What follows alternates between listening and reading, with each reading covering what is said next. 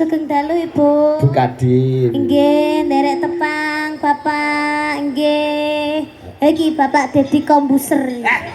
Dadi polisi saya. Bapak Dedi Ora ngasih kombuser. Ora ana iki kobusere ora ana. Iki kok yo Pak polisi. Tapi saiki wis rada tukul Pak Dedi Kombuser. Kuwi dudu Pak Dedi kombuser. Kandhane dudu. Iki Dudu. Pak Yanto. Oh, Pak Yanto. Kok kenal, Jo? Niku riyen saleting Pak iki.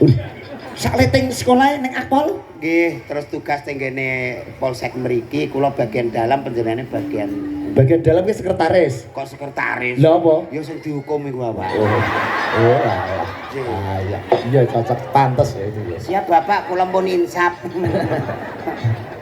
Ki biyen jare mung maling tampar kok iso nganti dihukum ya apa? Lah rak niku lho Pak, maling tampare dihukum kena 6 sasi. Sebabnya apa? Lah tampar iku sekatut sak sapine kok Pak.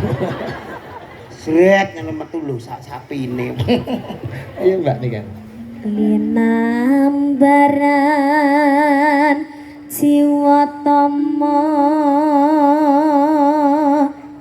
Driya sumarah mring Gusti